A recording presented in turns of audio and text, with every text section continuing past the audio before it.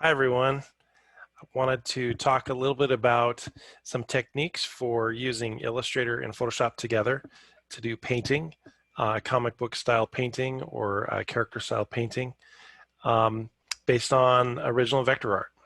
So what I'm going to do is share my screen and show you what we can do. So what I'm talking about is how do you create cartoon shading on top of your vector drawing. Now, what you have here is kind of an example of a pretty basic coloring scheme where you've got these cartoon characters, they have bright colors, and then there's some simple highlight and shadow on those characters, giving them some modeling and some definition. Now, in other videos, I've talked about how you can use the vector tools like the knife tool or other drawing tools to subdivide and separate your artwork. But here is a situation where I have the vector art as a base, but then I'm going to do a more painterly effect in Photoshop. And that really just comes down to taste and convenience, what you like to do more. Personally, I like to keep certain artwork in the vector world and other artwork I like to do in the Photoshop world. And typically when I want to do something more graphic, but like more stylized, I'll stick to Illustrator. And if I want to do something more painterly, I'll go to Photoshop to use the painting tools. So I want to break down what the steps are and how that kind of looks. If I go to this painted file that I used to build up the artwork, let me zoom in a little bit. You'll see that if I turn off the painting layers, you'll see that the original artwork is solid black lines with solid silhouette colors embedded in the spaces. Now, it really doesn't matter how you get to this point. We're going to assume that your artwork started in Illustrator, so it's black lines with solid colors, and then it's imported into Photoshop, and then you're going to do the painting next. But what is important to recognize is that you separate your steps into layers. And for this technique, we're going to be using adjustment layers, and I'll explain how to set that up. And by using adjustment layers, what we do is we separate the shadow shapes from the highlight shapes. So those things kind of overlap one another to fill out and flesh out the character. So your goal in the beginning is to make sure that the base color is kind of like the in-between color. You want that to be, you don't want it to be too dark, you don't want it to be too light. You want it to be just right, the in-between color, so that all we really are going to paint is a little bit of dark, and then on the other side, a little bit of light. And that really is enough for cartoon characters like we're trying to do. Of course, if I was going to do a more detailed illustration, I'd go a lot deeper in my painting technique and add sublevels to, warm and cool light and other types of things embedded into my technique. But again, this is just kind of quick and easy, how to get some basic definition on a cartoon character. So now let's go over to a different Photoshop file we could use for practice. And so here you have this Supergirl drawing. Now, what's nice is if that artwork comes from vector art, it gets imported as a smart object. So if I was setting this up, I would go to my file menu and I would use the place embedded option from the Photoshop file menu. And I would bring in my Illustrator artwork. If I set it up right in Illustrator, I wouldn't have a background. I wouldn't have any of that stuff. I'd have my character just, separate from the background. So when it comes in, it shows up as a layer, and I can do the background independent from the character. So that's an important thing, I think, is for this technique to be easier to manage. Make sure that your background is done separately from your character. Okay, so once that artwork is placed inside Photoshop, you'll see that I have a smart object. What's a smart object? Well, a smart object is basically a layer where the embedded image retains the quality of the original. What's good about that is if you scale your layer or you need to edit the layer, if you do that, it doesn't destroy the pixels or destroy the quality of that layer. That's really important. Photoshop layers tend to be destructive, meaning if you flatten something or you scale it up and down, it loses its resolution and its quality. But by embedding it in a smart object, it stays the same resolution. So if I had to scale it or something, it would keep that original vector quality inside the object. Okay, so let's look at what I'm going to do here. Get rid of that little practice layer here. Okay, so I've got Supergirl here. Let's say I'm going to start with my magic wand, and I'm going to work on her the red parts of her costume. So I'm going to click this space, and it's going to select the red area. Well, real quickly, I'm going to go to the Select menu, and I'm going to say Select Similar. What that's going to do, it's going to select all the other pieces that share that same color. Real quick and easy way to do it.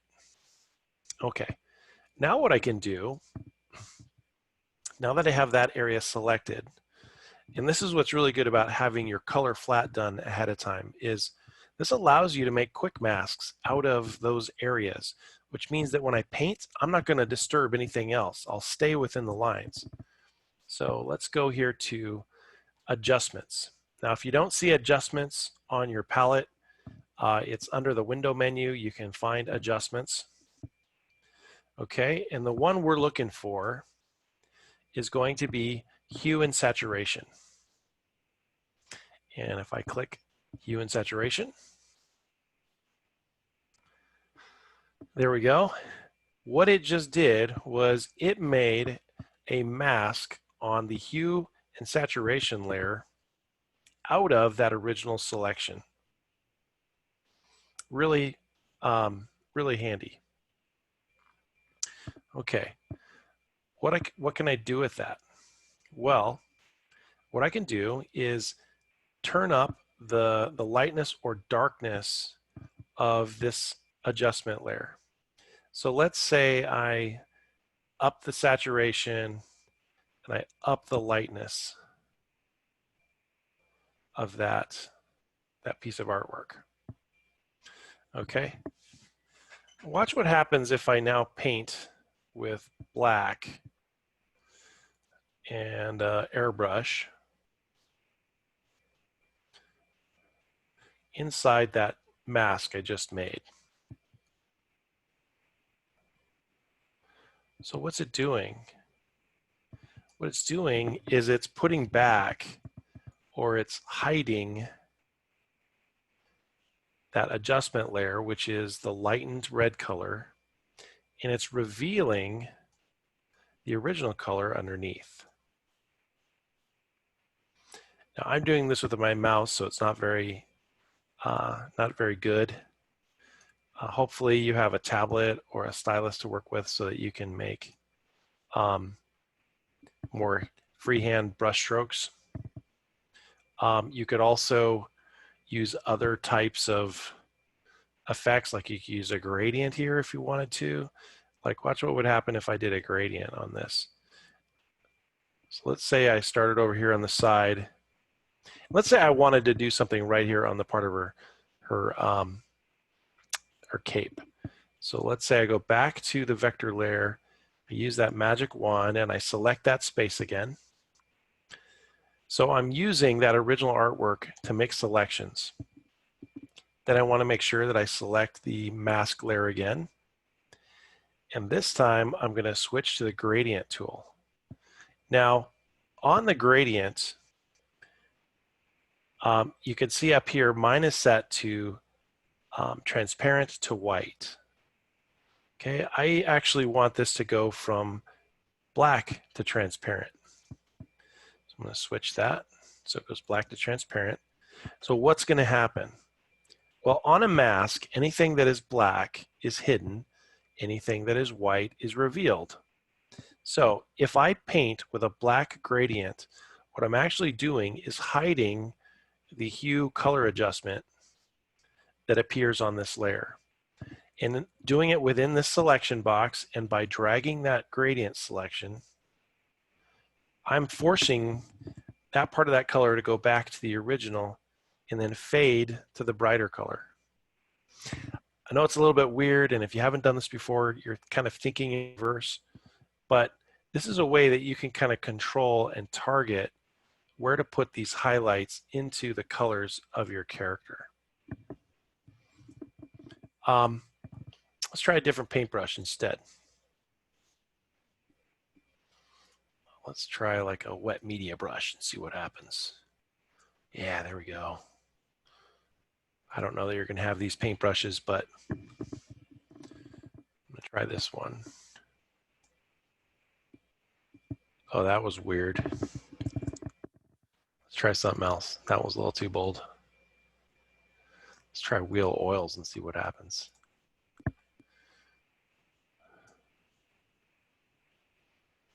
Yeah, there's a little more of a brush stroke.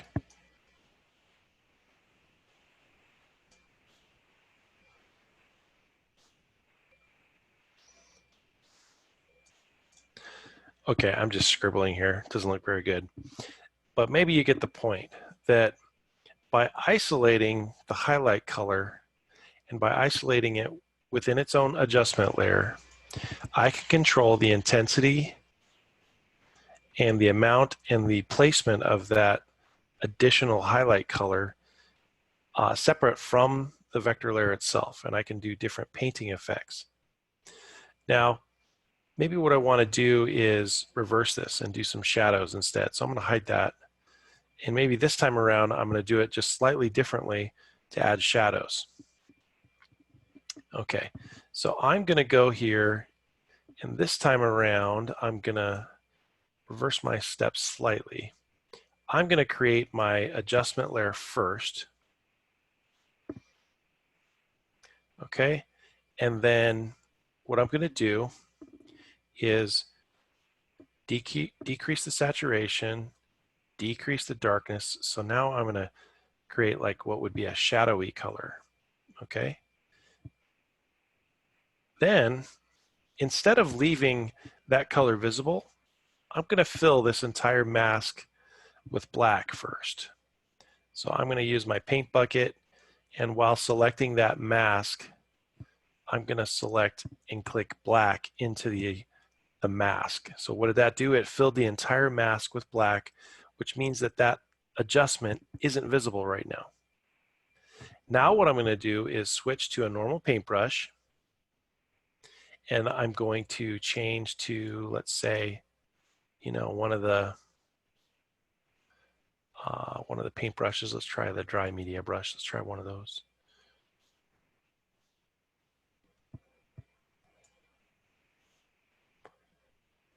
Okay. And then instead of painting with black, this time around, I'm going to paint with white. And so watch if I put a little paint stroke here.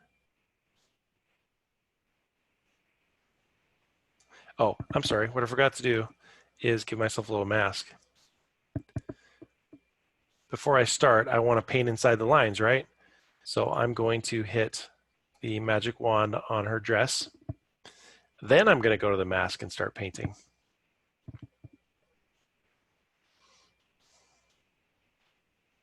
So now whatever I paint is going to show up only inside the lines of that selected area.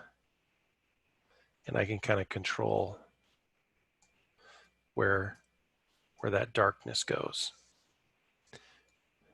Now, unfortunately, because I'm painting with a mouse, I'm not going to get a super reactive brush stroke that's not going to blend with the stuff underneath. One of my favorite things to do is to come along with the smudge tool, and there it is, smudge tool, and I'll take that smudge tool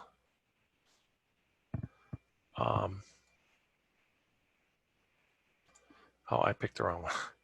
There it is. Okay, smudge tool, and then change the brush, and then, oh, that brush is too big. Let me switch.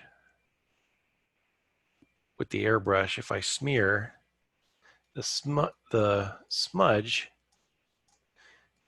it's kind of like using a blender. If you've ever used like blending on pencil or paper or something, if you use that smudge, it gives it a little smear, and depending on which brush you select up here, you can get some nice kind of painting effects out of that just by dragging and smearing that little thing. So I might noodle that for a little while to try to create what appears like a more painterly shadow in there. So to me, there's a nice little combination between kind of throwing down some brush strokes with like an airbrush or something, and then coming in with the smudge tool to kind of smear and kind of fade some of those edges, give you a little more of a brush stroke, a visible brush stroke. All right, so hopefully that made sense. Applying those little hue and saturation adjustment layers, and by isolating it within one of the selections made out of your magic wand, you can control where your brush strokes are going to go, and you can even control the color. Like if I go back to that hue and adjustment layer, you know, I can continue to modify that color. That's another reason I like using those adjustment layers, because you have the complete control over the color, and that can be edited without messing up your original artwork. See, it's isolated on a layer, but it's there faded. You can even, you know, change the opacity of that layer if you wanted to make it more subtle. So that's a nice way to kind of do a combo between your Illustrator flat artwork and then adding some more painterly brush strokes in there. Just remember, keep your shadows separate from your highlights, and use a mask to kind of control where it goes. All right, so I hope that helps you guys with a little bit of multimedia, mixed media, Photoshop and Illustrator, and some basic painting effects. All right, see you later.